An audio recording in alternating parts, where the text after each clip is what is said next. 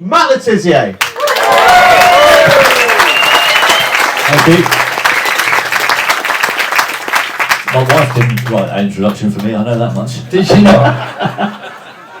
Well, hello, ladies and gentlemen. Welcome to another of my wonderful interviews live, which is fantastic. And thank you so much for coming along.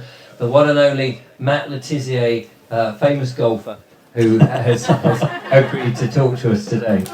Oh, hello. Got one of those microphones. Just before we start, I'd just like to say yes, I woke up this morning, recorded a video so that I would have something whilst I was here, tried to upload it, and found another strike. Oh. It's not the same in football. When you get a strike, you know, that's quite handy, isn't it? If you've got a good strike, yeah. Yeah, if you get it right, it doesn't bounce on the crossbar. Have you been a naughty boy again? I have been, yeah. Did an interview yesterday and they didn't like it. It didn't even go live. That was the annoying thing. I just uploaded it and they said, sorry, can't have it, you've been struck off. But I have another channel and rumours will get round where that is and you'll be able to see all my nonsense. Anyway, it's not about me, it's about you, Matt. We've met on a few occasions. We have met on a few occasions. Thank you very much. If you could do the interpretation, that would be absolutely brilliant. We were in Southampton, live on stage. We were in London. In London, live on stage. Yeah, it was nice. And now here we are at this wonderful place. Is it Gaunt House? Yes. Yeah. And if I don't eat soon, I'll be feeling gaunt. Anyway, so Matt. Yes. Where should we go with our conversation today? Oh, where do you want to start? It's a mad world, isn't it? It is a mad world. I know you've got your story of how you started to wake up. Shall we start a little bit there just to get us in the mood?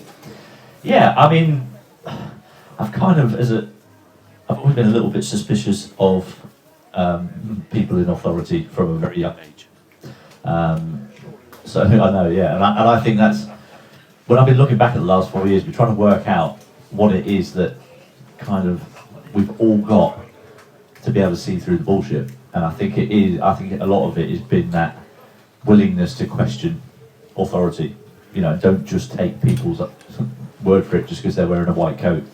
That's definitely what I learned down the years. So, but obviously during my adult life, I was very busy trying to fulfill my dreams of becoming a professional footballer. Wanted to play for my country. And so I did that for 17 years. I retired from football at the age of 33. I went straight into the punditry side of things. And again, really enjoyed that. It was great fun. You know, I had a nice life. I wasn't working that often, but I was, you know, able to pay all the bills and play lots of golf, which is a nice work-life balance, which is something that's been really important to me down the years, which is one of the reasons why I never went into football management. You know, being a football manager is a proper, like 24 hours a day job. Yeah, and I've never had a full-time job in my life, and I didn't intend to start then. So, don't blame you.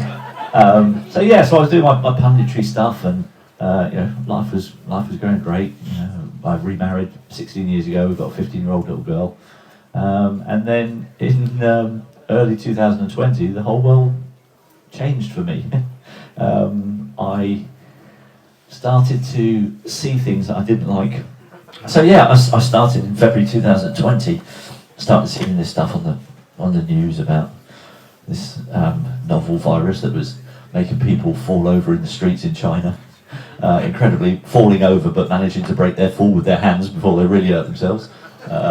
So I was like, well, that's bullshit for a start. And then the whole world went mad and started thinking that these videos were actually real. And so I was like, well, something's not right here. And obviously the football season got curtailed, so my job stopped. I mean, I did get paid still, but didn't have any work to do, so I had a lot of time on my hands. And that's where it all went wrong, really. I started looking for things. Down the rabbit hole. I went down a few rabbit holes. Yeah. I started, I think, I've heard a lot of stories down the years, and whenever I'd seen him on the telly, I always felt like, you know, your gut instinct. This is a big thing with, obviously, you know, I do like to listen to my gut. And every time I saw Bill Gates on the telly, I thought, wrong one. There's something not right about that fella. And loads of people had said things to me about him, and I hadn't really bothered too much. And then I saw what was going on, And I was like, right, I've got a bit of time on my hands, let's go and have a look. So I went into his website on his foundation, started having a look through all the people that he donates his money to, where his money was going. He's very philanthropic, Isn't he just? Very generous man. I mean, hundreds of millions of pounds, media organisations, why would he want to do that? I mean, talk about being so blatant and obvious.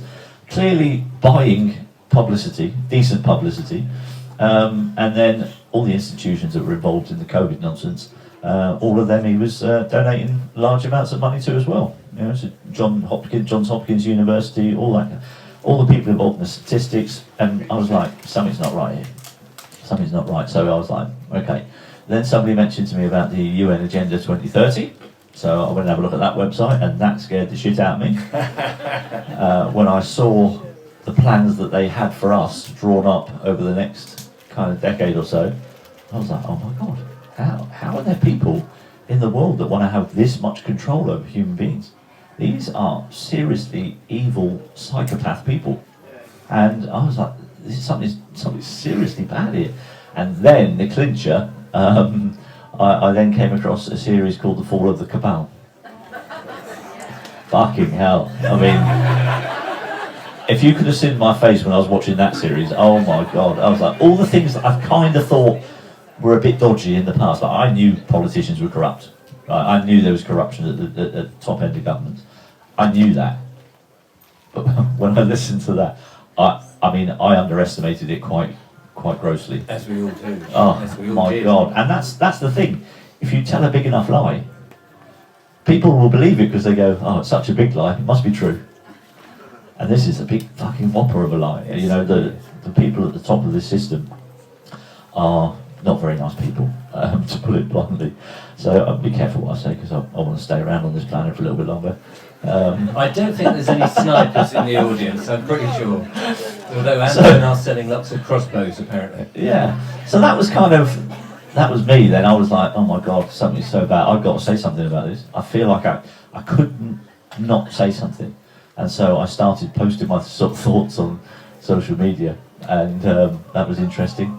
I went from literally using my Twitter account for like, 11 years or something, basically just talking about sport for 11 years. And then I did a tweet in March of 2020, which completely changed my entire world. And I wrote, why are we making such a fuss about a virus that's only going to be potentially harmful to people who have already got comorbidities and are very old? That's a fairly respectable question, isn't Well, I thought it was a fairly respectable question, but I then suffered the first bot swarm of my entire life. Oh my God, the responses I got to that were incredible. But strangely enough, at the same time, that tweet actually got the most likes I'd ever had in 12 years on social media. There's an irony. Wasn't it? It wasn't just I was getting all these people liking it, but in the comments I was getting absolutely hammered by people, you know. And so I thought, well, I must have hit a nerve there. And I'm one of those people who won't get bullied. You know, I won't get shouted down. If I feel like something is right, I need to talk about it. And it doesn't matter how much abuse you give me, you're not going to make me go away. And luckily I've got a thick skin from, you know, having 40,000 people every week singing rude songs about the size of your nose or the size of your ass. So I developed a pretty thick skin. That stood me in good stead for the last 4 years, if I'm honest. I mean, that was, you know, that...